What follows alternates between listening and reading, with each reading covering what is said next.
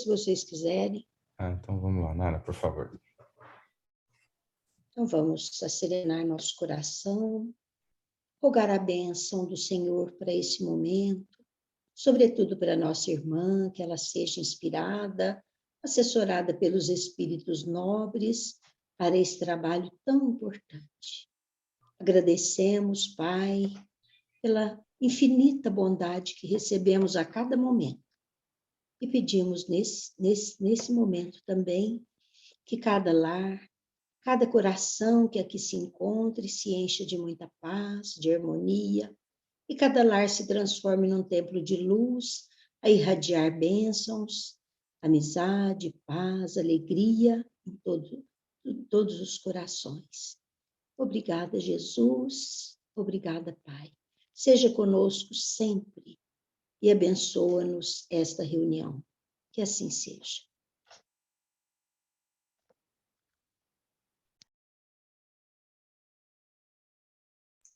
Você deu uma ligadinha para o Hernani, Ramon? Sim, ele disse que caiu a energia. E aí ele vai tentar entrar pelo 4G, mas a gente vai prosseguindo. Isso, tá. Na quinta-feira, na nossa reunião da Joana, também aconteceu isso. Nara? Normal. Normal. Acontece, é a tecnologia. Isso. Ela entrou aqui, vamos ver.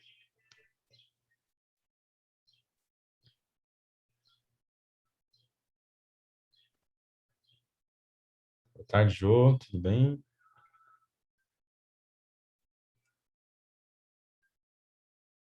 Hernani? A gente ainda não te ouve, tá? A Nara fez a prece pra gente. Vê se você consegue falar aí pra gente ouvir.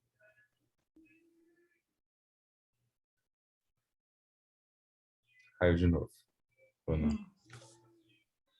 Bom. Voltou. Tá, a Hernani tá aí? Ainda não conseguimos ouvir. Aí. Fala agora, Hernani, vamos ver. Agora acho que deu certo. Isso, agora estamos te ouvindo. Isso. Aí caiu a energia aqui. Vocês continuaram aí com a prece? Sim, a Nara fez a prece, tá? E nós podemos continuar. Aí você pode apresentar a Meire, então. Aproveita que deu certo. Desculpa aí. Eu sabia que eu tá dando um pico de energia aqui hoje a tarde inteira. Mas vamos pelo celular. Bom, então, dando seguimento aí ao início da reunião, hoje a nossa amiga Meire vai fazer o estudo, né, do apóstolo Paulo de Tarso, assim, um dos apóstolos mais significativos, né, do Evangelho, e tenho certeza que nós vamos aprender muito hoje. Então, que Deus abençoe a Meire. Meire, está com a palavra, viu? Obrigado, Hernani. Então, quando o Hernani colocou no grupo, né, essa possibilidade, e eu, assim, fiquei muito tocada, porque Paulo é uma das personagens, assim, que mais me marcou dentro da história do cristianismo, porque o livro Paulo e Estevão, ele chegou na minha vida num momento, assim, de muita dificuldade. Então, foi aquele bálsamo que chega, que a gente vai lendo, e aquilo vai nos dando um refrigério. Então, ele é um livro tão importante para mim, que todo ano eu faço questão de lê-lo, porque cada vez que a gente lê, a gente vai absorvendo mais conteúdo, mais aprendizado. E ano passado, na pandemia, eu fiz o propósito de lê-lo para os meus filhos no culto do Evangelho no lar. Eu falei, nossa, meus filhos são todos adolescentes e eles precisam saber dessa história, desse grande personagem do cristianismo, porque Paulo, como ninguém, consegue tocar o nosso coração. Então, eu agradeço muito a vocês a oportunidade, a acolhida que vocês me deram nesse grupo de estudo. Sinceramente, eu já me sinto em casa, já sinto da família mesmo, realmente. Gosto muito de estar aqui com vocês. Então, eu até coloquei um título nesses estudos de hoje, eu coloquei Paulo, um homem em Cristo, que é um livro que eu tenho que fala muito de Paulo. Então, primeiramente, né, eu rogo o amparo de Deus, de Jesus, dos benfeitores amigos, de Estevão, desses grandes personagens do cristianismo nascente, mas principalmente de Maria de Nazaré, que ela é a patrona desse estudo, né, desse grupo de estudos, que ela possa nos auxiliar na tarde de hoje, para que nós possamos levar um pouquinho, né, da vida de Paulo, mas que principalmente a gente consiga captar, mesmo na nossa condição ainda de espíritos imperfeitos, conseguir captar um pouco da essência desse grande espírito, do seu amor, da sua entrega. Então, eu rogo a Jesus que ampare a todos nós hoje, nessa tarde, a todos os encarnados e também os desencarnados, que recebam toda essa vibração desse estudo da tarde de hoje. Falar de Paulo não é fácil, na minha concepção, porque Paulo é um dos personagens mais biografados da história. Então, são várias vertentes, né? Vários teólogos têm um conteúdo imenso de estudo sobre Paulo. Então, assim, mas relembrar Paulo é reviver, é mergulhar no cristianismo puro mesmo, nascente e na fonte mesmo. Então, é um momento que Jesus atuava diretamente na terra para a condução do evangelho. Então, é um momento muito especial para a humanidade. E Paulo estava ali. Mesmo na sua condição de Saulo, já estava sendo esse vaso preparado para dar continuidade na Boa Nova, né? Então, assim, hoje nós lembraremos figuras muito importantes, né, do cristianismo. Pedro, Tiago, Timóteo, Silas, esses grandes espíritos estarão hoje na nossa memória. Às vezes nós não citaremos, assim, na história, mas a gente vai fazer um apanhado geral, né? Então, são espíritos que se deram por inteiro na divulgação da Boa Nova. São almas realmente de uma envergadura muito grande espiritual. Foi em Tarso, na atual Turquia, a antiga Cilícia, e Tarso era um importante centro comercial, intelectual, na época do Império Romano. Então, entre os anos 5 e 10 da era cristã, nasce uma criança. E no momento da circuncisão, essa criança recebe o nome de Saulo. Essa criança nasce na mesma época que Jesus. Então, a mesma época que Jesus estava na Galileia, na carpintaria com seus pais, Saulo, um pouco mais novo, também já estava sendo iniciado nas práticas do judaísmo. Então, o nome Saulo é Saul, em hebraico. Ele vem derivado do verbo sha'al, que quer dizer pediu, solicitou. Saulo é um nome de origem religiosa. Ele é muito adotado, inicialmente, para aquele filho que é muito esperado. E Saulo também é o nome do primeiro grande rei de Israel, do povo judeu, o rei Saul. Então, o pai de Saulo, ele era um rico comerciante, descendente da tribo de Benjamim. Então, Saulo, ele era um legítimo judeu mesmo, né? De raça pura mesmo. Então, a tribo de Benjamim era uma das 12 tribos de Israel, e Saulo era descendente, né? Seus pais, seus avós eram descendentes dessa tribo. Alguns historiadores sugerem que a sua família, seu pai e seu avô, haviam vivido na Palestina e teriam se mudado para Tarso durante uma das agitações, das guerras, né, sociais e políticas, que nessa época, nesse mundo, trazia sempre conotações religiosas. Então, fugindo dessas agitações, né, a família de Saulo se muda para Tarso. Mas o fato que se sabe a respeito da família de Saulo é que ela pertencia à escola judaica, era a mais rigorosa que existia. Eles eram fariseus. Viviam com um rigor intenso, mas vivia também alegre por estar sendo obediente à tradição dos seus ancestrais. E dava o melhor de si para que os outros judeus, né, queriam encorajar os outros judeus a fazer o que eles também faziam. Então, seus pais, embora judeus, gozavam de os privilégios da cidadania romana. Privilégios esses que podiam ser conseguidos de duas formas. Poderiam ser conseguidos por serviço prestado ao Império Romano ou pelo desembolso de uma vultuosa quantia. Quer dizer, se a pessoa prestasse serviço ao Império Romano, denunciasse uma insurreição ou ajudasse o Império Romano nos seus intentos, ele conseguia esse título de cidadão romano. É um título que Paulo irá usar muito, né, na sua caminhada, na sua trajetória. Era como se fosse um passaporte que dava a Paulo esse livre acesso, né, a esses mundos que ele iria viver e pregar. Então, Tarso em grego é Tarsus. Então, Tarso era um centro muito importante desse tempo. Tarso era um centro comercial que ele ficava nas grandes rotas entre o Oriente e o Ocidente. Então, ali o comércio era muito forte, né? Porque ele passava muitas pessoas, né? Muitos mercadores. Então, ela ficava situada assim num cruzamento marítimo, que desenhado no mapa, ele fica entre a Síria e a Ásia Menor. Então, era uma cidade com um destaque muito grande nessa época. Então, muitos generais, como Júlio César, Alexandre o Grande, eles viram a importância que a cidade tinha, né? A rota dela era muito importante para eles, era muito estratégico. Então, o imperador Augusto deu vários privilégios a Tarso, né? Porque Tarso, além de ser uma cidade de cultura, de política, de filosofia, era uma cidade de negócios também. E entre esses negócios havia uma importante indústria têxtil cuja produção de material era feito de pelo de cabra. Ele era muito usado para fazer tendas, esse material. Então, ele era usado até para fazer alojamentos. Então, essa bem pode ter sido a base dos negócios da família de Saulo, a confecção de tendas.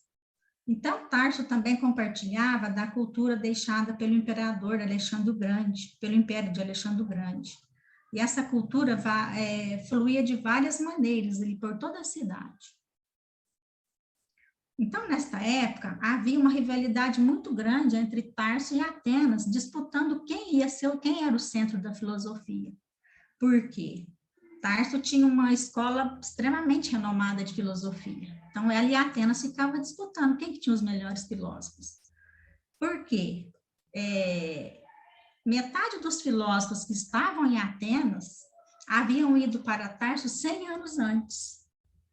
Porque quando Atenas, em uma das insurreições, tomou um partido errado no jogo de poder do Mediterrâneo. Então, os filósofos fugiram daquela situação e foram para Tarso. Então, aí, como Atenas tomou o partido errado, aí ela sofreu a ira de Roma. Então, ali foi onde houve essa debandada dos filósofos de Atenas para Tarso. Então, Tarso também era esse grande centro de cultura filosófica.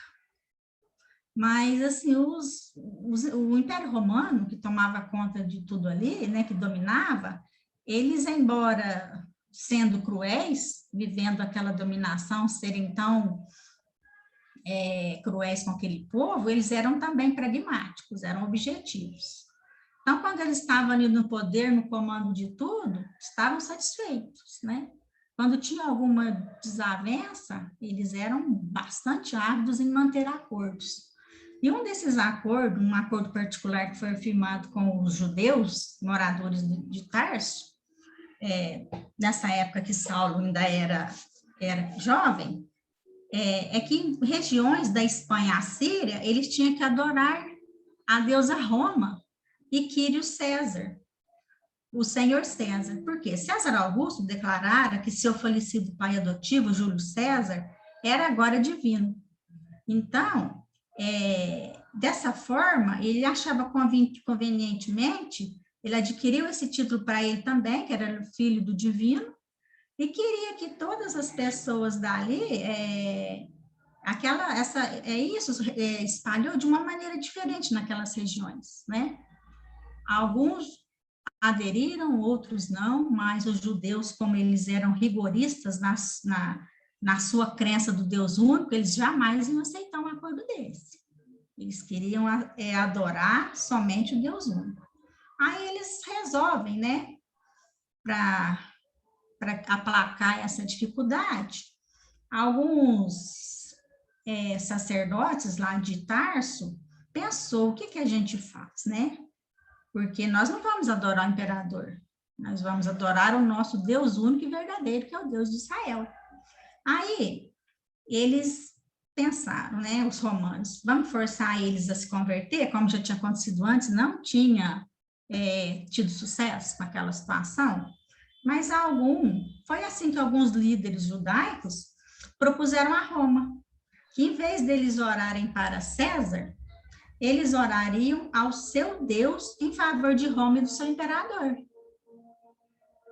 Aí, isso foi suficiente, Roma aceitou, né? Como eles eram pragmáticos, eles usavam da política. Viva e deixe viver. Aceitaram o acordo e os judeus continuaram, né, com a sua adoração ao Deus único. Mas, assim, eu gostaria de fazer um comentário a respeito disso, que está no livro... Emmanuel, quando ele comenta no livro A Caminho da Luz, sobre o povo hebreu, né, da sua crença ao Deus único. Então, ele diz assim, eu fiz questão de colocar as palavras de Emmanuel, porque é muito importante, né, ele fala com muita propriedade sobre esse povo de Israel. Então, ele fala assim, no que mais admira, porém, naquelas tribos nômades e desprotegidas, é a fortaleza espiritual que lhes nutria a fé nos mais arrojados e espinhosos caminhos. 40 anos no deserto representaram para aquele povo como que um curso de consolidação de sua fé, contagiosa e ardente. Todas as raças da terra devem aos judeus esse benefício sagrado que consiste na revelação do Deus único, Pai de todas as criaturas e providência de todos os seres.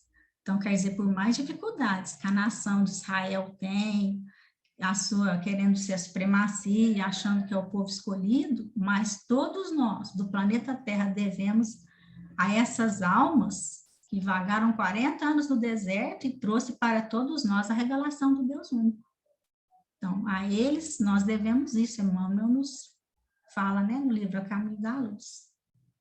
E foi nesse ambiente que Saulo foi crescendo, né, o menino Saulo cresceu, nos primeiros anos de vida ele frequentou a sinagoga, ele aprendeu os textos sagrados, então o escravo sempre acompanhava o menino Saulo todos os dias, carregando-lhe a pasta com os utensílios escolares. Sentadinho no chão, o menino Saulo ensaiou as primeiras letras, gravando-as com um estilete de ferro sobre uma pequena tábua coberta com uma camada de cera.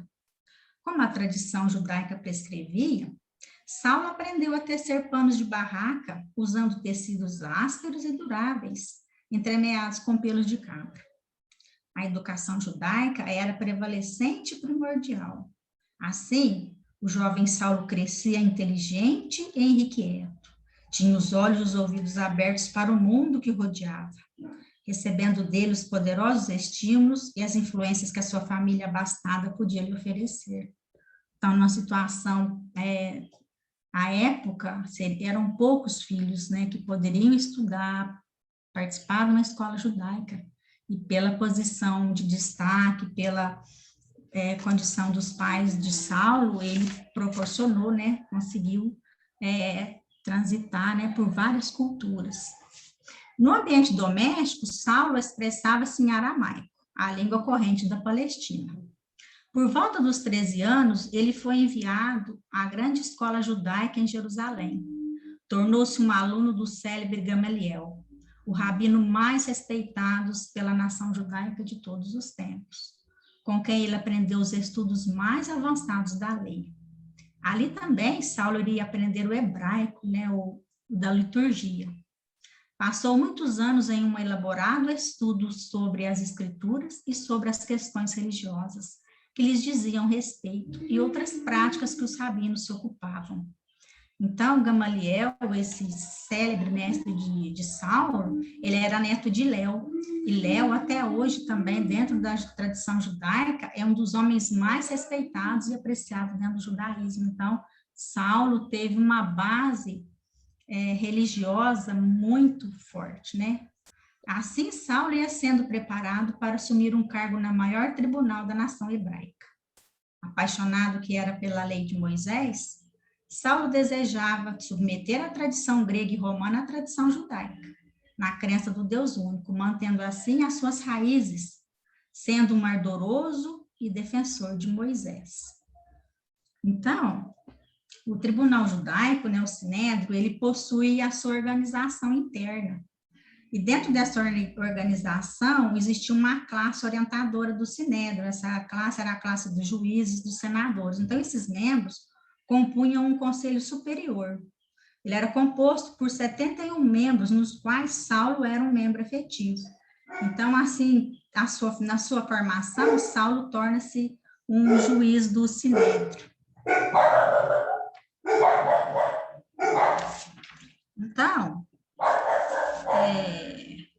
nós pensamos agora, né, vamos passar um momento agora, que eu gostaria de comentar a respeito do livro Paulo e Estevão, porque aqui a gente fez um apanhado da infância, né, da juventude do jovem Saulo.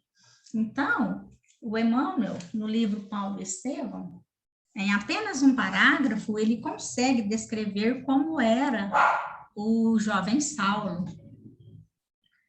É o capítulo 4 do livro Paulo e Estevão, ele diz assim: estamos na velha Jerusalém, numa clara manhã do ano 35.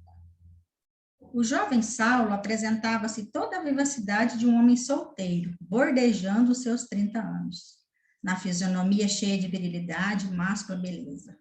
Os traços israelitas fixavam-se particularmente nos olhos profundos e percussientes, próprios dos temperamentos apaixonados e indomáveis, ricos de agudeza e resolução.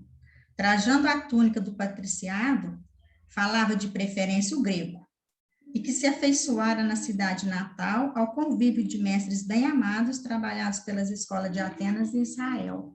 Então, Saulo era esse homem de 3 mundos, né? Ele transitava sobre esses 3 mundos, né?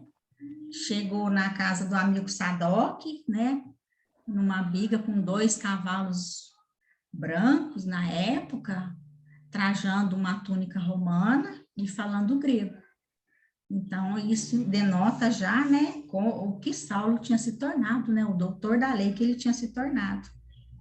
Aí o amigo Sadoc diz a ele: mas como estás modificado, Saulo? Um carro à romana, a conversação em grego? Aí o que Saulo responde a ele? Porém, Saulo não deixa ele rematar, prosseguir e arrematou. E no coração a lei, sempre desejoso de submeter Roma e Atenas aos nossos princípios. Então, quer dizer, Saulo tinha se tornado um doutor da lei, mas ele continuava ali firme, né, na sua formação, na sua tradição judaica, mesmo transitando pelo mundo de Roma e de Atenas, ele achava que ele iria submetê-los à tradição judaica. Então, Saulo, sendo esse ardoroso defensor de Moisés, ele desencadeou uma séria perseguição aos cristãos na época, né? Principalmente quando ele vai na casa do caminho, que Sadoc diz a ele que seu tio estava aderindo à seita de um nazareno, né? Que 2 anos atrás tinha sido crucificado. Então, Saulo quer conhecê-los, porque achava que aquilo ali estava sendo uma afronta à lei de Moisés. Então, ele desencadeou uma séria perseguição aos cristãos. Então, em Atos dos Apóstolos, nós temos a descrição, né, de como Saulo agia para com as pessoas, né? Então, cerca de 2 anos após a crucificação de Jesus, o cristianismo expandiu-se silenciosamente a sua influência em Jerusalém. Estevão, que era um dos 7 diáconos da Igreja do Caminho, afirmou publicamente que Jesus era o Messias, o que levou muita agitação entre os judeus e muita disputa nas sinagogas. Então, quer dizer, quando Estevão pronuncia isso, eles ficam, assim, revoltados com tudo aquilo, né? E Saulo, vendo que vai na casa do caminho, trava uma disputa com Estevão, e percebendo que Estevão falava à sua altura, se Saulo tinha possibilidade, né? Essa retórica, essa oratória, essa argumentação conquistado na escola filosófica de Tarso, Estevão falava com o coração. Estevão falava de Jesus, falava que ele era o mestre, mas Saulo não aceitou, né, naquele momento, e trava uma séria perseguição. Então, só que aí o Saulo começa a fazer essa perseguição a Estevão, até que Estevão é lapidado. Estevão torna-se o primeiro mártir da igreja nascente, né? Porque o que Gamaliel tentou resolver essa situação, porque Saulo manda prender Pedro, manda prender João e o Estevão. E Gamaliel intervém a favor deles, fala que não, porque Gamaliel já estava se interessando pelas práticas cristãs, mas Saulo é irredutível, fala que poderia deixar até Pedro e João serem libertados, mas que Estevão não. É onde que Estevão é apedrejado. Mas o que acontece com Saulo? O Saulo, ele tinha uma noiva que se chamava Abigail. Então, a Abigail, quando ela estava noiva de Saulo, ele sempre viajava, né, para Jope, para as estradas de Jope, para ficar com Abigail. E Abigail tinha um irmão que tinha sido vendido como escravo. E aí, ela pede a Saulo, pela sua influência, para conseguir fazer com que Gesiel, seu irmão, fosse encontrado. Mas o que acontece? Quando dia do apedrejamento de Estevão, o Saulo chama Abigail para participar da cerimônia, mas a Abigail fala que não queria ver aquela cena.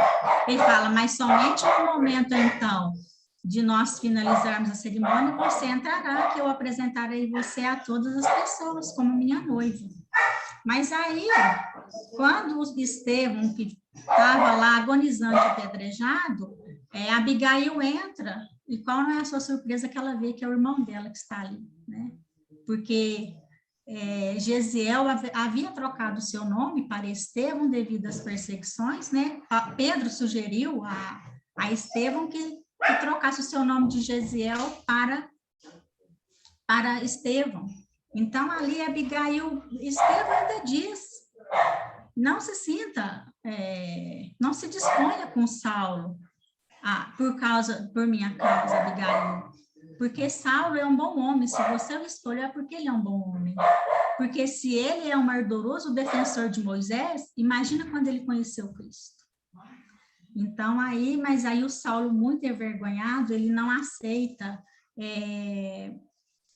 continuar o noivado com Abigail, né? Ele pega e termina o noivado com ela. Mas aí ele fica muito entristecido com tudo aquilo. 8 meses ele fica sem o contato de Abigail. Mas sentindo o coração opresso, saudade da sua noiva, ele volta na casa dela, em Jope, e tenta reconciliar com ela. Mas quando ele chega lá 8 meses depois, Abigail está muito doente. Abigail já está passando por muitas dificuldades, né? Diz a ele que o perdoa, que havia se tornado cristã, mas que não havia mais tempo para os dois, pois agora ela já estava no final de sua vida. Desesperado, Saulo fala que não, que eles iriam reatar os sonhos da sua mocidade, que ela seria a mãe de seus filhos. Ela não há mais tempo, Saulo. Agora o que me espera é a glória do Cristo. Quando ele ouve isso, ele fica desolado. Até você, Abigail, de novo esse carpinteiro de Nazaré em nosso caminho. Mas aí, passado alguns dias, Abigail desencarna, onde que Saulo fica muito desesperado. É a maior dor que ele sente no momento. Mas aí ele interroga os serviçais da casa de Abigail, querendo saber quem que era esta pessoa que havia convertido Abigail ao cristianismo. Aí alguns dizem que seria um senhorzinho, Ananias, que havia estado lá e conseguido converter Abigail. Saulo, na sua ira, suborna algumas pessoas querendo saber onde que Ananias estava. Fica sabendo, busca uma carta, né, no Sinédrio. Alguns dizem que seria uma carta até irregular, forjada, porque como Ananias estava em Damasco, alguém de Jerusalém não poderia adentrar Damasco, que era uma outra governança, para capturar cristãos. Mas Saulo, na sua influência de doutor da lei, ele consegue essa carta e vai atrás de Abigail, de Ananias, né? Mas o que acontece? Ele, com seus homens, quando está entrando nas portas de Damasco, eis que surge uma luz no céu e diz: Saulo, Saulo, por que me persegues? E ele diz: quem és tu? Então, Saulo, tendo vislumbrado essa luz, ele se ergue da areia onde tombara sem visão, seguindo a orientação dada pelo mestre. Entrou na cidade, né? Porque ele diz: Senhor, o que queres que eu faça? E Jesus diz: entra na cidade que lá te será dito o que fazer. Mas, até Emmanuel comenta que aquele doutor de Tarso, que era acostumado a adentrar as portas de Damasco, com toda a pompa, entra desta vez, guiado por 2 escravos, cego, chorando muito. Ninguém conseguia imaginar que ali estava entrando o doutor Saulo de Tarso. Então, a conversão dele se dá no dia, a Igreja Católica, várias igrejas, né, comentam a conversão de São Paulo, dia 25 de janeiro. Então, 25 de janeiro é comemorado. Então, Chico Xavier, quando foi receber, em 1973, o título de cidadão paulistano, ele conta a história, que Padre Manuel da Nóbrega, o Emmanuel, né, numa reencarnação, que foi o Emmanuel, ele recebe, né, a visão do próprio apóstolo dizendo a ele, né, que no Planalto do Piratininga fundasse a sua cidade. Fundasse ali sob as bases do Evangelho, instrução, trabalho e amor. Mas nós podemos entender sobre conversão que muitas pessoas dizem, né, eu estou convertido, eu creio, mas bem poucos podemos dizer que estamos transformados. Porque a conversão, ela vai além de tudo isso, né? Porque Pedro viu maravilhas junto de Jesus, mas até na última ceia ao lado de Jesus, ele ainda era um servidor titubeante, né? Ainda não havia transformado. Por quê? Qual seria a necessidade dessa transformação de Pedro? Os sacrifícios pessoais, as lutas, o trabalho, tudo isso faria com que Pedro tornasse esse gigante, né, dentro do cristianismo. Por quê? Porque a conversão se dá, todos nós recebemos o chamado do Cristo. Todos nós recebemos, né? Todos nós, pessoas comuns, somos chamados. Mas, nas nossas dificuldades, nas nossas lutas, né? Todos nós somos chamados para trabalhar na seara do Cristo, né? Auxiliando Jesus na implementação do seu evangelho de amor na terra. Mas, como Jesus disse, né? O reino de Deus é uma obra no coração dos homens, quando ele diz ao sacerdote Haná. Então, qual que é a obra primordial do Cristo para cada um de nós? Não só nos converter, mas sim transformar os nossos sentimentos, transformar o nosso coração. Porque sem perdão, sem renúncia, sem paciência, sem entender a situação de dificuldade do outro, nós não estaremos transformados. Às vezes estaremos convertidos, eu creio em alguma coisa, mas será que eu estou transformado? Né? Porque o trabalhador do Cristo está em todos os lugares. Na rua, na casa espírita, todos os lugares, no trabalho, Mas quando a gente não consegue entender a proposta do Cristo na nossa vida, há conversão, mas não há transformação. Aí, quando a gente entende essa vida de relação que nós precisamos ter com o outro, as dificuldades do outro, amando, perdoando, entendendo, aí sim, há transformação, porque aí Deus passa a morar efetivamente dentro da gente. Então, Saulo, agora transformado, orientado por seu mestre Gamaliel, que também havia se tornado um cristão, vai para o deserto de Dan, em Palmira. Vai, trabalha como tecelão, né?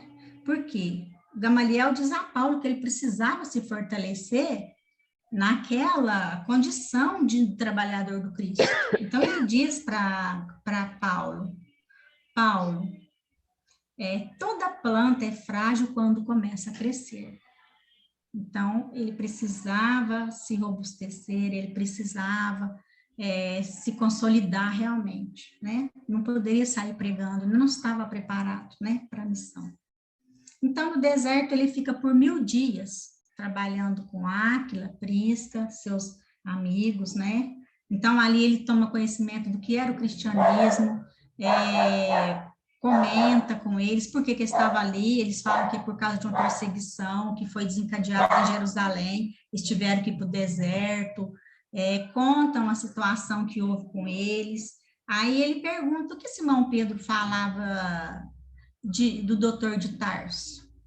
Aí ele fala, Simão, né, o Áquila fala para ele, Simão pedia que nós orássemos para ele, porque quando ele entender Jesus, ele seria outra pessoa. Então, ali ele vai percebendo qual era a mensagem, né? Como seria essa mensagem que o Cristo tinha passado para todos eles, né? Então, agora eu gostaria de comentar a respeito que não foi por acaso, né, que Paulo foi escolhido, né? Foi o vaso escolhido para ser o apóstolo dos gentios, o apóstolo das nações.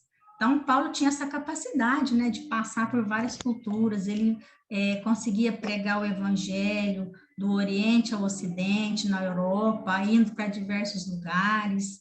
Então, ele soube realmente, como ninguém, agregar, reunir pessoas, essa liderança servidora que ele tinha. Então, chega na igreja de Antioquia, né? Depois ele fica 1000 dias no deserto, depois fica mais 1000 dias trabalhando nos arredores de Tarso. Foram 2000 dias de maturação. Aquela transformação de Paulo física e espiritual, em nada lembrava mais de Saulo. Ele estava ali sendo preparado para a missão, ele já estava entregue mesmo, né? Paulo colocou, após a sua conversão, ele coloca o Cristo no centro da sua vida. Ele coloca o Cristo ali, né? Para sempre era o Cristo que estava ali no centro da sua vida. Na igreja de Antioquia, que foi muito importante também, né, na formação do cristianismo, porque ela foi a primeira igreja fundada. E ali foi onde Antioquia, nessa época, era a capital da Síria. Então, ali que Paulo deu o início da sua missão apostólica. Antioquia, ele conhece um jovem médico, Lucas, que Lucas passa pela cidade, encantou-se com as pregações de Paulo e começa a querer se inteirar das práticas do cristianismo, né, tornando-se um grande trabalhador, um grande auxiliar de Paulo também nas suas pregações. Então, nós pensamos, às vezes, alguns títulos que é dado, né, a Paulo, a gente pensa, por quê? Apóstolo dos gentios, né? Por que ele muitos dizem que Paulo é o apóstolo dos gentios. Então, a gente, voltando um pouquinho na história, nós precisamos entender por que ele foi, né, o vaso escolhido. Amélia Rodrigues nos diz que a história da Palestina, antes de tudo, é a história de um povo sofredor, em luta angustiante pela sobrevivência e pela paz. Escravos por longos anos de egípcios, babilônios e outros povos, mais de uma vez, após esforços ingentes e sanguinolentos, conseguiu a reorganização comunitária em regime teocrático, experimentando quase sempre aflições inomináveis para perder a liberdade logo depois. Fazendo da fé a defesa espiritual, a sua política e da religião, o alicerce da vida nacional. Viveu sempre em comunidade fechada, sob a inspiração do monoteísmo. Eles eram como se fosse uma ilha no meio de um universo politeísta. Então, ali no centro era o povo de Israel monoteísta, e à sua volta um oceano de pessoas politeístas, idólatras. Então, e voltando um pouco no tempo, a história do povo de Israel, para que nós possamos entender que eram os gentios da época, aproximadamente no ano 587 a.C., o reino de Judá perdeu uma guerra para o Império da Babilônia. Isto foi um choque para o povo judeu, porque o profeta Jeremias já havia alertado o seu povo para que não confrontassem com o Império Babilônico. E sim fazer uma aliança com os mesmos, pois o reino de Judá não iria conseguir derrotar o Império Babilônico. O profeta Jeremias disse-lhes também que muita gente ia morrer, disse para eles também que o reino de Judá ia sofrer muitas e funestas consequências com essa guerra. Mas, e sim, né, que era necessário fazer essa aliança com o povo da Babilônia, porque senão eles iam sofrer muito com essa guerra. Mas a liderança dos sacerdotes acreditava que Deus não deixaria o povo de Judá perder a guerra, porque se o exército babilônico ganhasse, eles iam destruir o templo. E como o templo era a casa de Deus, Deus não ia deixar eles perder a guerra. Mas o que acontece? Judá perde a guerra, né? O reino de Judá perde a guerra, não ouviram o profeta Jeremias, né? E não fizeram aliança com os babilônios, e foram derrotados, e o templo de Jerusalém foi totalmente destruído. Então, morrem muitos judeus na época, né? Muitos são levados como escravos para a Babilônia, e aí, ao longo desses séculos, foram todos misturando-se com os estrangeiros. Então, para o povo hebreu, né, naquela época, gentio era todo aquele que não era hebreu. Então, essa foi uma das maiores diásporas, né, de Israel. Então, eles misturam com esse povo, onde que são chamados de gentios. Por isso que Paulo é considerado o apóstolo das gentes, né, o apóstolo dos gentios. E Paulo tinha consciência, né, do valor da sua missão. Ele estava imbuído desse grande tesouro que Deus e o Cristo lhe propõem a realizar, né, essa missão. E essa mensagem não restringia somente ao povo de Israel. Eu tinha entendido agora a missão, né, a mensagem. A mensagem não era só para o povo de Israel, não era somente eles que eram os escolhidos. Como antes da conversão ele pensava, né? E que esse tesouro não era somente para o povo de Israel. O povo de Israel não podia tomar posse desse tesouro. E ele ficaria para si como uma nação privilegiada. Mas a mensagem era para todos. Paulo reconhece a universalidade da mensagem de Deus, do Cristo, e ele se propõe a levar até os confins do mundo, se fosse necessário, mostrando assim que o Messias veio para toda a terra e não só para o povo de Israel. Faria isso de qualquer forma, dizendo: me gastarei o quanto for necessário pelo Evangelho do Cristo. Então, Paulo é muito atuante, muito consciente da missão que ele estava imbuído. E daí começam as viagens missionárias de Paulo. Juntamente com Barnabé, saem de Antioquia, vão para a ilha de Chipre, que era a cidade de Barnabé. Barnabé prega um dia na sinagoga para os da sua cidade. Paulo fica até num primeiro momento chateado com Barnabé, porque Barnabé foi muito tímido na pregação. Aí, quando no outro dia, Paulo pede a palavra, prega para toda aquela gente. Depois, Barnabé também começa a pregar. E aí foram várias as viagens, né, de Paulo e Barnabé. A primeira viagem durou cerca de 2 anos. né, saindo de Chipre e indo para as outras localidades. Então, aí abrem-se as portas da fé para o povo gentio. E Paulo e Barnabé, eles tinham uma maneira sempre de realizar suas pregações nas cidades que eles chegavam, né? O processo era o seguinte, quando eles chegavam. Primeiro, eles instalavam na cidade, Paulo procurava uma ocupação, um trabalho, e aguardava o primeiro sábado para ir na sinagoga local pregar.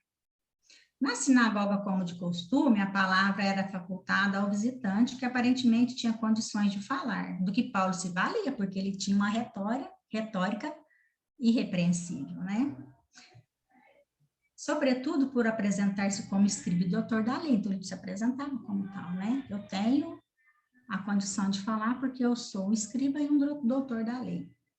O discurso de Paulo, visando a mostrar que em Cristo Jesus tinha se realizado as promessas messiânicas, aguardava alguns judeus puros e um número maior de prosélitos e tementes a Deus, mas desencadeava reações muito rigoristas na época. Normalmente, seu acesso à sinagoga era impedido ou logo no primeiro sábado, ou no sábado subsequente, sobretudo se sua pregação redundava em conversões. Os judeus faziam campanha de difamação, enquanto Paulo se dirigia aos gentios em praça pública, nas bares ou local para esse fim alugado ou oferecido. Então, era assim, o Paulo pregava para o povo, para toda a gente que estava ali. Mas, realmente, os judeus, quando ele falava que Jesus era o Messias, esperado por Israel, eles ficavam revoltados com Paulo. Mas os gentios aceitavam aquela palavra e muitas vezes eles, quando Paulo ele era escorraçado da sinagoga, eles iam lá e chamavam Paulo para ir para a casa deles, para pregar lá. Então, ali já fundavam uma comunidade. Por isso que é o apóstolo dos gentios, porque a semente do evangelho penetrava aqueles corações. Então, ali era Paulo, né, trabalhando para a gentilidade. Muito geralmente eram os convertidos, do que resultava a formação de uma eclesia. Aí muitos se convertiam e formavam as igrejas. Então, nesse livro, o prefácio dele retrata bem o que eram essas viagens de Paulo. Tudo que Paulo viveu. Caminhar com Paulo, estranhas sensações. Milhares de quilômetros a pé, sol que racha a pele, chuva e vento cortante, neve e lama, lodo e pó, pedra que corta os pés, fome do corpo, brigas do temperamento, suplícios da intolerância, agonia dos interesses mesquinhos, perseguições das mentiras mal intencionadas. Caminhar com Paulo, estranhas emoções, assombros, negociações, fariseus, saduceus, judaísmo cristão, cristianismo de Jesus. Duro ver nas fontes mesmas dos homens do caminho as marcas dogmáticas das aparências, mais fortes que a essência amorosa do Cristo. Caminhar com Paulo, fiar na roca os tecidos de pele de cabra, mãos cheias de calos, à noite, mãos de luz, que abençoam, que curam, que amparam. Estranhas sensações. Pertencer a um povo eleito e dele sair para conquistar o coração dos impuros. Ser doutor e excluído, cidadão de Roma e apedrejado. Ser de Barnabé, de Áquila e Prisca, de Ananias, Timóteo e Lucas. Estar com Maria de Nazaré e ter que apelar para César. Navegar com Paulo. Mar enlouquecido, barco estalando, água no meio, polpa e proa na ar, enjoo, medo, algema, víbora, feiticeiro, Deus vivo, estranhas sensações. Escrever com Paulo, cartas de luz, luz da Ásia, bênção de Roma, cartas que te quer o mundo cristão, simples, humilde, amoroso nas igrejas domésticas, nas fraternais relações de corações abismados no Cristo. Sem Paulo, não teríamos o cristianismo. Estranhas sensações. Então, Paulo foi esta era a vida de Paulo, né? Caminhar quilômetros a pé, lugares inóspitos, pessoas às vezes violentas, lugares difíceis, de difícil acesso, mas Paulo estava ali. E Paulo, quando já estava assim, bem na fase que já na velhice, não consegue mais, porque Paulo era aquela pessoa que ele montava as comunidades, mas de longe ele ficava assessorando. Ele ficava organizando, voltava, ele ia nas viagens, mas na volta ele já passava para ver como que estavam aquelas igrejas, como que o povo estava, como que eles estavam reagindo, como que estavam as pregações, como que estavam as profecias, porque tinha muito tratamento de cura na época, tinha médiums, né, que trabalhavam, não usavam o nome mediunidade, mas havia muita cura. Havia muita situação, como os primeiros cristãos, Pedro curava, então eles tinham essa condição. Mas quando Paulo já está cansado, já mais idoso, ele já não consegue mais acompanhar, né? Ele já não consegue mais as comunidades, é onde que ele fica muito triste, e ele tem, né, essa visão com Cristo, dizendo a ele, usa os poderes do Espírito. Então, aí que Paulo começa a escrever as cartas. E como um pai amoroso que era, às vezes ele era enérgico, porque eram pessoas difíceis de lidar, discussões entre as igrejas, né, destemperamentos. Então, ele tem carta que ele escreve como um pai enérgico, quando o filho não obedece, tem que ser mais firme. Ele escrevia, vocês querem que eu vá aí com vara ou com carinho? Então, ele era cuidava dessa gente, né? E Emmanuel nos fala aqui, no livro Amor e Sabedoria, ele fala, lede as cartas de Paulo e meditai. O convertido de Damasco foi o agricultor humano que conseguiu aclimatar a flor divina do evangelho sobre o mundo. Muitas vezes foi áspero, a terra não estava amanhada, e se alguns pontos oferecia leiras brandas e férteis, na maioria eram regiões em espinheiro e pedregoso. Paulo foi o lidador de sol a sol, seu fervoroso amor foi a sua bússola divina. Sua paixão no mundo, iluminada pela sua dedicação ao Cristo, transformou-se na base onde deveria brilhar para sempre a luz do cristianismo. Então, foi áspero, mas era o que o povo precisava na época. Foi carinhoso, foi cuidadoso, foi um pai zeloso realmente das comunidades cristãs. Mas o que nós podemos entender também um pouco é que Paulo participa da codificação da doutrina espírita, né?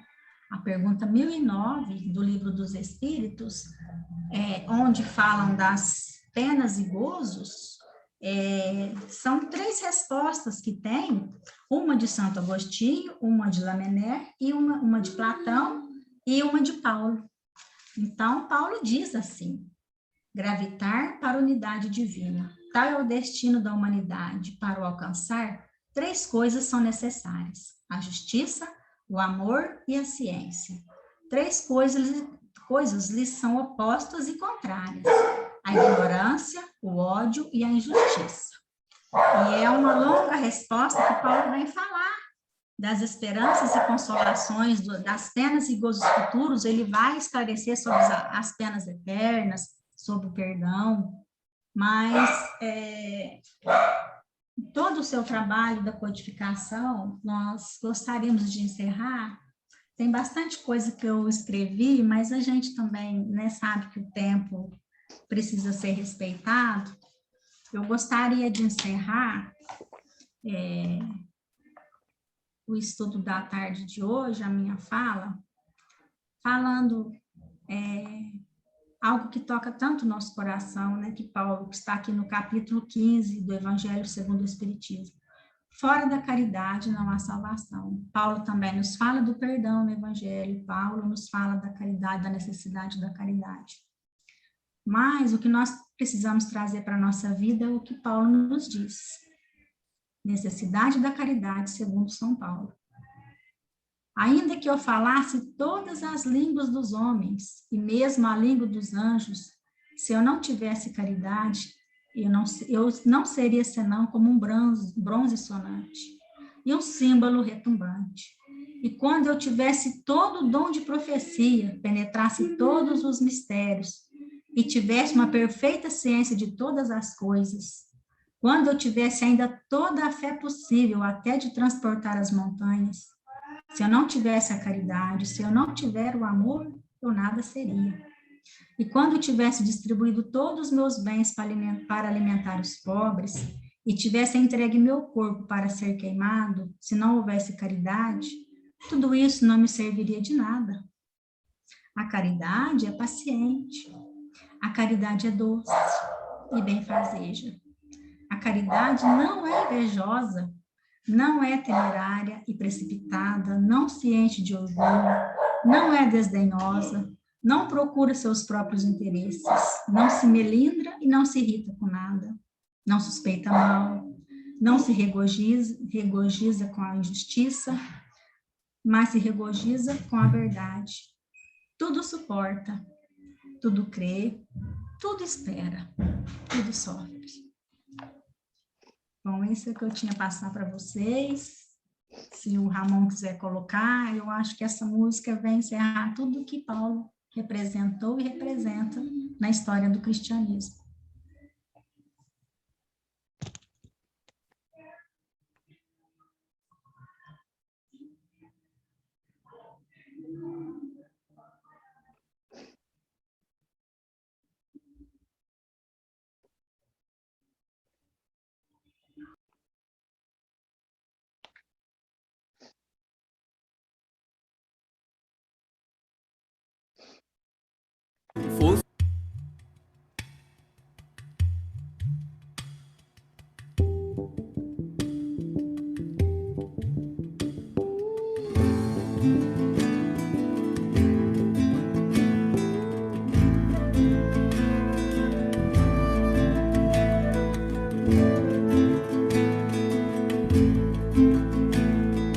Fosse um guerreiro valente, fosse um combatente do reino do amor.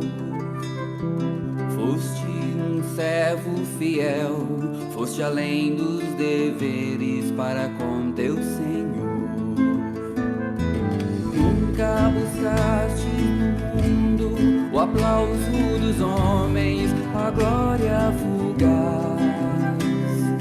Tudo deixaste na terra e saístes em busca do reino de paz. Viste a luz do deserto, ouviste o chamado do Cristo Jesus. Nunca provaste o medo, nunca tua alma domou.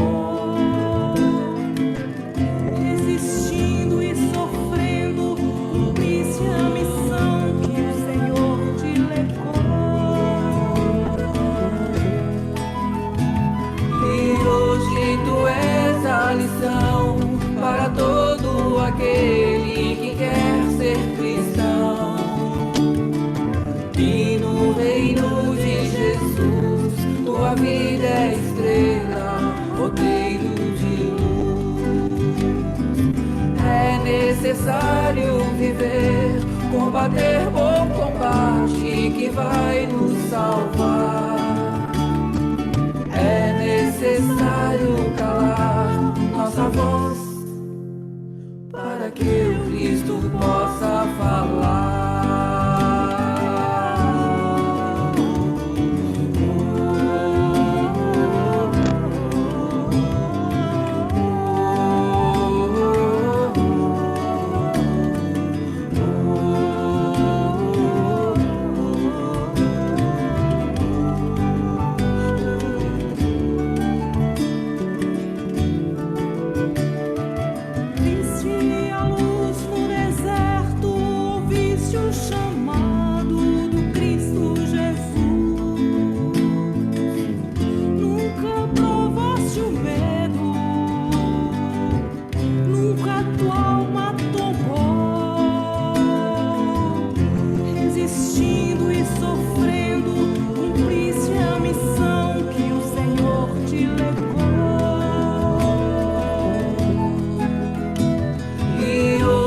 Tu és para todo aquele que quer ser cristão. E no reino de Jesus, tua vida é estrela, roteiro de luz. É necessário viver, combater bom combate que vai nos salvar. É necessário calar nossa voz para que o Cristo possa falar.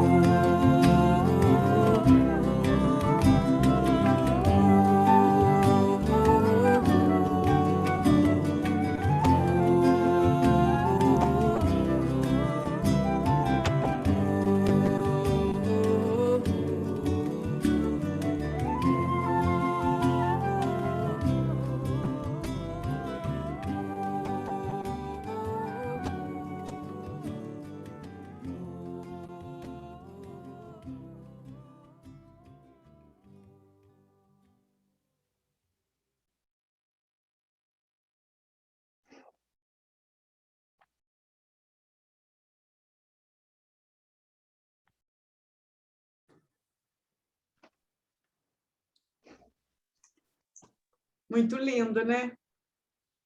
Estou emocionada. Muito lindo. Porque Maravilhoso. Parabéns, realmente. a gente conecta na história desses grandes espíritos, a gente consegue ter a mínima dimensão do que foi a vida deles, né? A gente, nas nossas pequenas renúncias, há uma dificuldade tão grande. Imagina eles, né? Como o Paulo, chegar a ponto de dizer, quando ele foi tão apedrejado, foi tão açoitado, cheio de marcas no final da sua vida, ele fala: tragam em mim as marcas do Cristo. Então, tudo aquilo para ele, né, ele sentia o tamanho da responsabilidade que era divulgar a boa nova, né, de perseguidor passa a ser perseguido. E assim, o Emmanuel fala que o livro Paulo e Estevão, tem bastante coisa que eu separei, né, que a gente acha importante, mas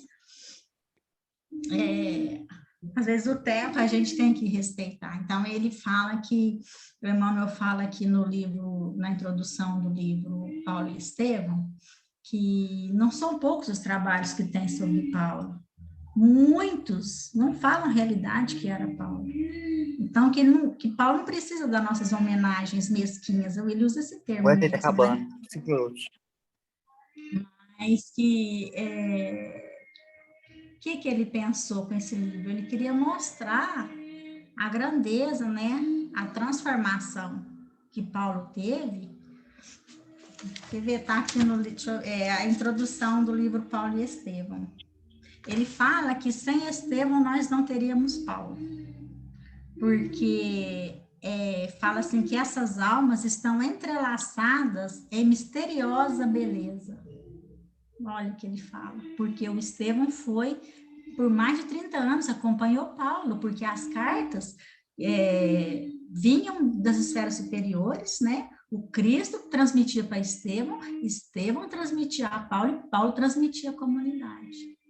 Por isso que são cartas cheias de emoção, porque Paulo contava das suas vivências. A última carta dele a Timóteo, no ano 64, né? Que Timóteo foi um filho do seu coração. Fiquei muito emocionada de ver também Timóteo com 13 anos, né? Já estava junto com Paulo nas missões. João Marcos titubeou um pouquinho no começo, com 14 anos, mas depois foi também cumprindo a missão. Silas, Tito, tudo com 16, 15, 17 anos. A gente fica assim, emocionado de ver a tamanha beleza, né? Que é a história dele. Parabéns. Parabéns, Foi Vilmei. maravilhoso, Lindo viu? estudo. Obrigada. Muito lindo mesmo. Lindo mesmo, emocionante. Emocionante. Bom, Bom, esse domingo deixar aberto aí para os amigos fazerem algum questionamento. Temos algum tempinho ainda, Ramon? Eu tô sem relógio aqui, sem energia.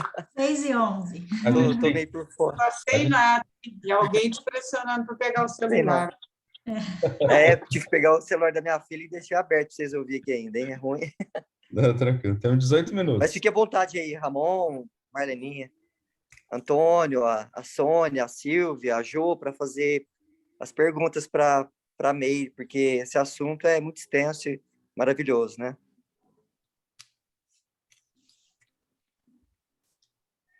Aí eu achei ele belíssimo, assim, muito Parece que já inspirador. não tem pergunta, né? Perde a fala, né, Ramon? Isso, pode falar, Marlene, depois eu falo. Eu Tranquilo. só ia falar, perdi a fala. É. A sua pesquisa foi muito profunda, muito bem feita, Meire. Obrigado, viu? Deu para ver que você fez Então, com muito carinho. foi bom você falar, Hum. porque eu queria mostrar as fontes da pesquisa, né? O Que livro legal. Paulo, um Homem em Cristo. É isso, quem Nem escreveu terminei mesmo? ainda, porque, né, é um livro de estudo mesmo. De quem que é esse A mesmo? história de Paulo, um Homem em Cristo. Aí quem que escreveu esse? Só É o para... Rui Kremer. O Rui Kremer, ele era um palestrante do Rio de Janeiro que falava na Rádio Rio de Janeiro. Então, aqui, ele fizeram uma proposta para ele falar de Paulo e das Escrituras Sagradas, meia hora, né, por dia. Não sei se era por dia ou por semana. Então, ele tinha condensado mais de 6.000 horas de estudo. Então, falaram, é um estudo muito rico, Rui, vamos fazer um livro. E ele aceitou fazer o livro, até aquela introdução, né, que o amigo faz com o Rui Kremer, é Caminhar com Paulo, que ele fala, né, dos açoites, né, dos naufrágios que Paulo sofreu. Só que o Rui Kremer, ele fez, o livro, acho que saiu, não sei se foi em 2002 ou 2005, mas meses depois ele desencarnou. Então, quer dizer, foi uma missão mesmo, né? Passou para o papel ali, não sei se dá para ver a foto dele aqui. Que bacana. E ele desencarnou há pouco tempo, mas deixou uma preciosidade, porque que ele mescla, né, a historicidade, mescla a Paulo Estevão também, ele mescla aqui, né, porque o que ele fala aqui? Vou até ler para vocês com a fala dele, ó. Se nos aventurarmos a abordar a vida do abnegado filho de Tarso, não podemos deixar, por um dever de consciência, de acompanhar os passos seguidos por Emmanuel no livro Paulo Estevão. Porque ele, máximo, nos períodos e nos eventos dos quais não contamos com qualquer indicação nos atos ou nas epístolas, quer dizer, o Haroldo fala mesmo que porque Lucas, por exemplo, Lucas, o discípulo e biógrafo de Paulo, encerra suas anotações no primeiro cativeiro do apóstolo em Roma. Felizmente, nós temos o Emmanuel, com as suas revelações, que nos fala dos acontecimentos que sucederam depois, porque não foi uma prisão só em Roma, né, que Paulo teve. Então, ele fala assim, que se o ato dos apóstolos é o filme, Paulo Estevão é o making-off, é os bastidores, Emmanuel, porque fala assim, que era 5 viagens apostólicas, 3 viagens apostólicas que os teólogos falam, Emmanuel nos fala 5, porque a última foi na Espanha. Então, é muito conteúdo, né, que tem, muito conteúdo em Paulo Estevão. Aí eu também usei esse aqui, Paulo, uma biografia também, que é um livro de muito estudo, que ele é do Nicholas Thomas Wright, que é um teólogo muito... Eu nunca li, mas eu já vi vários estudiosos falando muito bem, né? Nicholas Thomas Wright tem trazido aquela nova perspectiva em Paulo, né? Esse eu quero comprar, ainda não comprei, porque eu achei ele um pouquinho salgado o preço. Porque esses aqui a gente acha no sebo, é baratinho, né, para comprar. Legal. E também... o Nicholas Thomas Wright fala que as cartas de Paulo, né, alguns outros teólogos falam, que nós não temos a dimensão do conteúdo dessas cartas, nós ainda não conseguimos abarcar, na nossa concepção, o conteúdo das cartas de Paulo, que muitas se perderam, não só essas que tem dos de Colossenses, né, dos Coríntios, né, Gálatas, não, Romanos, ele fala que não, que muitas se perderam com o tempo. Tem algumas que são consideradas apócrifas, que até São Jerônimo, que foi um pai da igreja do século XV, ele fala que existia cartas trocadas entre Paulo e Sêneca, que era o preceptor de Nero. E essas cartas hoje são consideradas apócrifas, mas São Jerônimo falava que são cartas autênticas, trocadas entre o preceptor de Nero e Paulo. E tem um conteúdo, tem palestrantes de filosofia que usam muito essas cartas de Paulo para passar um conteúdo. Então, quer dizer, a gente é muito conteúdo, né, que a gente não consegue abarcar tudo, né, agora é devagarzinho para a gente ir absorvendo tanto conteúdo espiritual. Acho que a nossa emoção ainda não consegue abarcar tudo isso, não.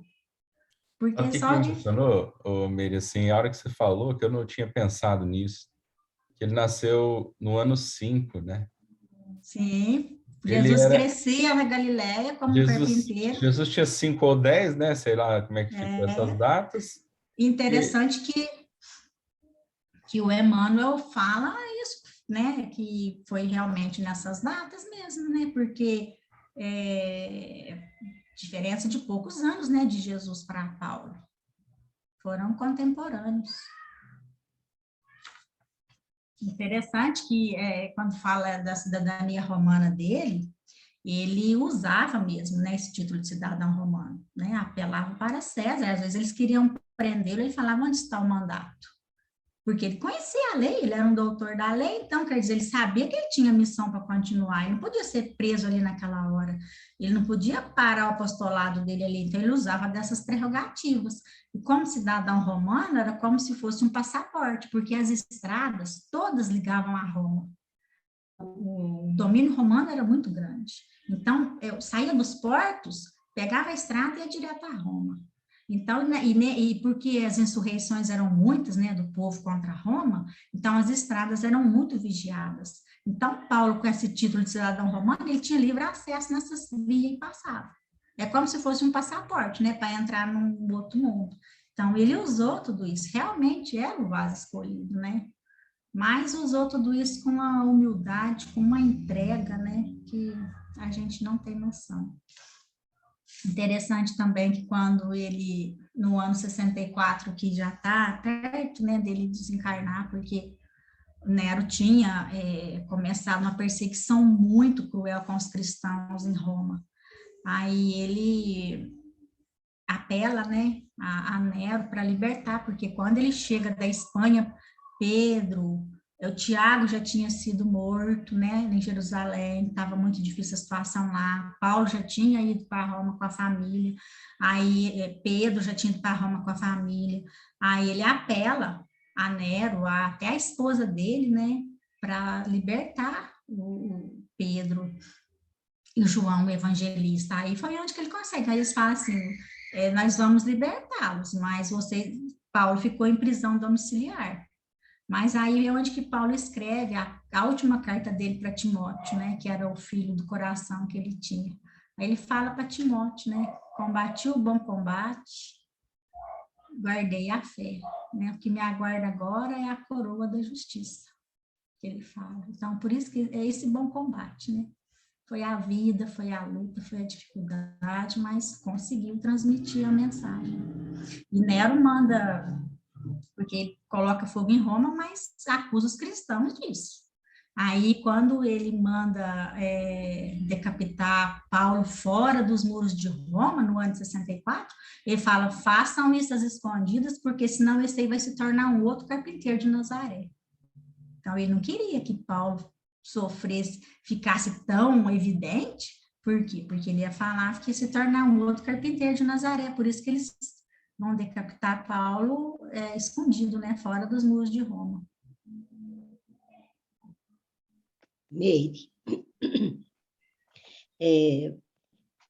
eu fico pensando, assim, como eles afirmam, tem algumas afirmativas, que o Lutero é a reencarnação de Paulo.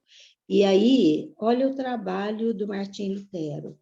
Traduzir a Bíblia, foi para a Alemanha, porque no pensamento dele, o Novo Testamento precisava, ou, no caso, né, a Escritura Sagrada, precisava ser conhecida do povo, não podia ser ocultada.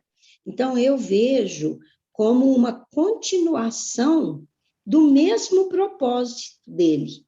Ao mesmo tempo que ele lá queria divulgar que Jesus precisava ser conhecido, como Martim Lutero, ele fala que as escrituras precisavam ser conhecidas pelo povo, que não podia ficar na mão dos iniciados, dos religiosos, não, que era uma verdade para a humanidade.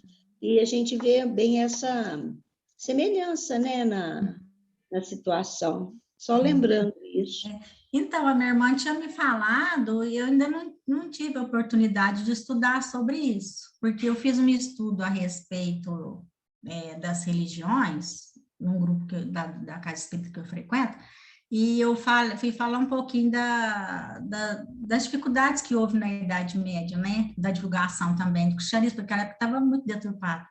E o Ian Hus, que muitos, né, que Kardec foi a reencarnação dele, também era contra isso, porque os padres iam pregar para as comunidades tudo em latim. Aí o Ian Hus falava, como que o povo vai entender o que eles estão falando se o povo não fala em latim? Aí o Ian Hus foi tido como herege. E antes do Ian Hus, até os protestantes estudam muito eles, o Ian Hus e o... Esqueci o nome dele. Cliff, como é que chama? Wycliffe. Wycliffe. Então, eles estudam muito isso, porque eles falam que eles vieram assentar as bases para que Lutero conseguisse a reforma. Todos esses dados estão naquele livro, Os Luminares Tchecos.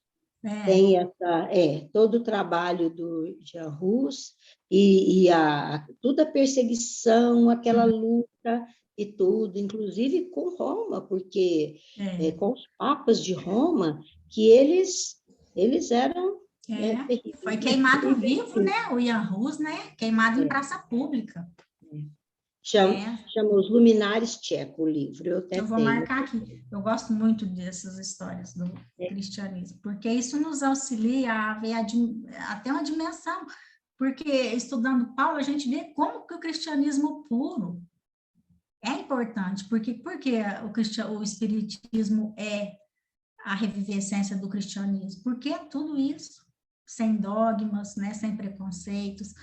Até eu estava vendo também sobre a igreja de Antioquia, quando Paulo viaja, que fica 2 anos mais Barnabé fazendo as pregações, quando ele volta para a comunidade de Antioquia, estava uma situação de calamidade, porque os judeus não queriam sentar na mesa para comer com os gentios, não ia na casa de ninguém, era aquela disputa, ficava naquele preconceito mesmo contra os gentios, e Paulo fica assim, muito... Por causa da circuncisão. Por causa da circuncisão, foi nesse item que o Tiago encontra com o Paulo. Sim, e eles têm que... Paulo chama Pedro para ir lá, para resolver a questão em Antioquia. Pedro ia conversar com todo mundo, ia na caixa, mas quando o Tiago manda os espias dele para lá, Pedro ficou quietinho, né, preocupado e tal... E Paulo fica muito preocupado, como o apóstolo de Jesus esteve direto com o Cristo, faz isso, né? E depois é aquela controvérsia toda, a questão da circuncisão, faz o primeiro concílio lá em Jerusalém para conseguir acalmar. Na hora eles ainda querem circuncidar o outro lá, Paulo tem que deixar, porque senão ele era gentio. É o Tito, né, o Silas, que eles têm que fazer a circuncisão. Essa questão de circuncisão é muito séria, né? A gente for parar para pensar. Mas é muito bom.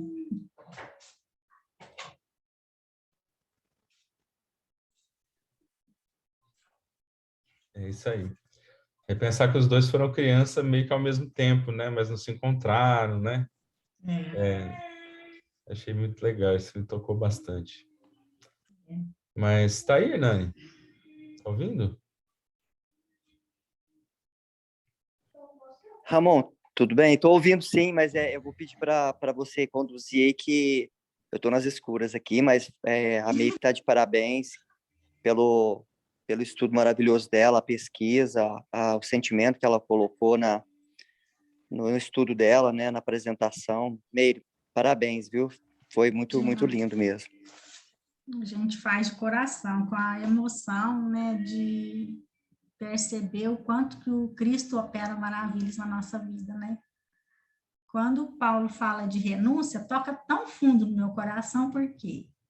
Porque a gente sabe que para ser mãe de uma pessoa com deficiência, você tem que ter muita renúncia.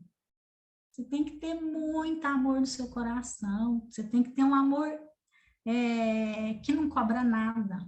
Que não cobra nada. É um amor incondicional. E quando a gente vê esse amor de Paulo pelo Cristo, não que eu estou comparando meu amor de mãe, que a gente sabe que a gente está anos-luz num espírito como esse. Mas a gente já vê o início do que é esse amor. A gente já consegue sentir ele mais perto. Porque, igual eu falei para a professora da minha filha essa semana, eu tive que parar de trabalhar, porque antes a minha mãe que cuidava dela para mim.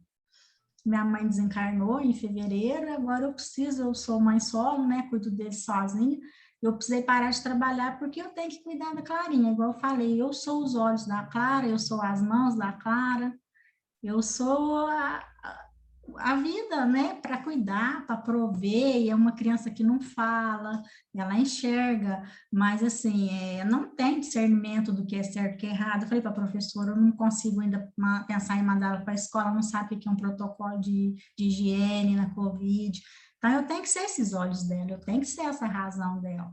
Então, você tem que se renunciar, como diz, calar a nossa voz, né? Para que o amor de mãe possa agir na vida dela. Então, assim, a gente sente um pouquinho desse amor já. Por isso que a gente fica emocionado de falar, né? Porque é uma entrega. Quando você aceita, você sabe que aquele espírito veio para agregar na sua vida. Não veio para te dar trabalho, que muita gente fala, né? Ai, dá muito trabalho. Não. Quando você envolve naquele amor que você vê, que você faz aquela entrega, nossa, você aprende demais da conta.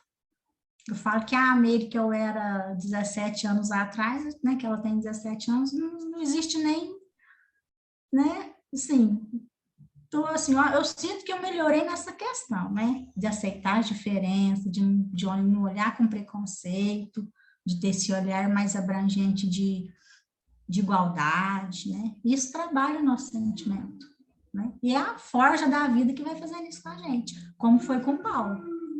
Né? Ele tinha todas as escolas religiosas, mas faltava qual? A do Cristo. Faltava do Evangelho na vida dele. Gratidão, viu, Meire, por essa lição. Nossa, eu que agradeço. Qual que é mais bonita, se é de Paulo, o seu que eu acabei de ouvir agora. Obrigada, viu? Imagina, eu que agradeço. É mesmo, Meire. Só temos a agradecer, viu? E aproveitando que você está com a voz aí calibrada, então se você puder fazer a prece para a gente terminar. Faço assim, com muito prazer, muita alegria.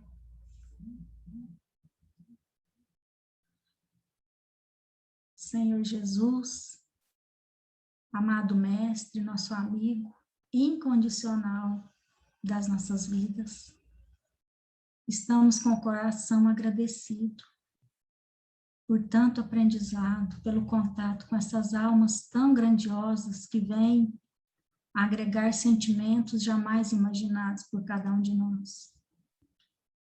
E rogamos, Jesus, que todas essas vibrações possam encontrar guarida no coração de cada um de nós, daqueles que sofrem, daqueles que estão na rua, daqueles que estão nos hospitais, daqueles que não puderam estar conosco na tarde de hoje, nossos entes queridos que já partiram, que já não estão mais aqui conosco, mas sabemos que de onde estão, velam por nós, cuidam de nós. Agradecidos, Jesus, pela bênção da vida, pela doutrina espírita em nossas vidas, que alarga os nossos horizontes, trabalha os nossos sentimentos, que a paz, toda a vibração do estudo da tarde de hoje, possa permanecer conosco por toda esta semana. Com o coração agradecido, Senhor, nós encerramos os estudos do NEP Maria de Nazaré na tarde de hoje. Que Jesus continue com cada um de nós. Que assim seja.